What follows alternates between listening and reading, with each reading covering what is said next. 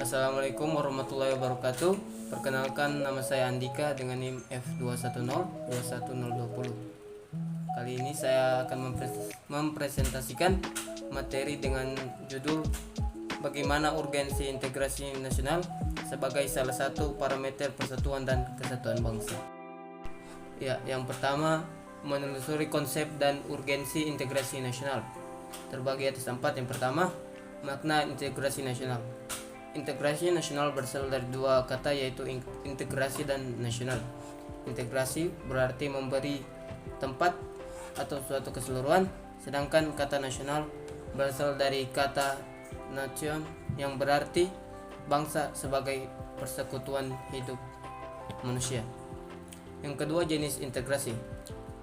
Menurut Myron Weiner dalam ramalan Surbakti 2010, integrasi mencakup yaitu integrasi bangsa, integrasi wilayah, integrasi nilai, integrasi elit massa, dan yang terakhir integrasi tingkah laku. Yang ketiga, pentingnya integrasi nasional. Menurut Myron Weiner dalam Surbakti 2010, dalam negara merdeka, faktor pemerintahan yang berkeabsahan merupakan hal penting bagi pembentukan negara atau bangsa. Hal ini disebabkan tujuan negara hanya akan tercapai apabila terdapat suatu pemerintah yang mampu menggerakkan seluruh potensi masyarakat agar mau bekerja sama. Dan yang keempat, integrasi versus disintegrasi. Integrasi kebalikan dari disintegrasi. Jika integrasi menyeratkan adanya kepaduan, keseruan, dan kesepakatan atau konsensus, sedangkan disintegrasi menyeratkan adanya keterpecahan, pertentangan, dan konflik.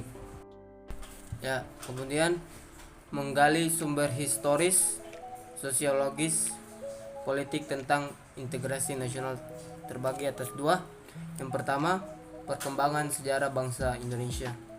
Menurut Suroyo 2002, ada 3 model integrasi dalam sejarah perkembangan integrasi di Indonesia, yakni model integrasi premium Majapahit, model integrasi nasional, dan yang ketiga model integrasi nasional Indonesia.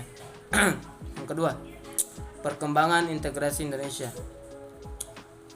Howard Wings dalam Muhaimin dan Colin McSanders 1995 menyebutkan ada 5 pendekatan atau cara bagaimana para pemimpin politik mengembangkan integrasi, yakni adanya ancaman dari luar, gaya politik kepemimpinan, kekuatan lembaga-lembaga politik, ideologi nasional, dan kesempatan pembangunan ekonomi. Dan yang terakhir, membangun argumen tentang dinamika dan tantangan integrasi nasional.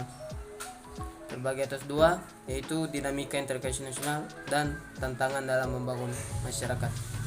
Itulah sekian presentasi dari saya. Cukup sekian dan terima kasih.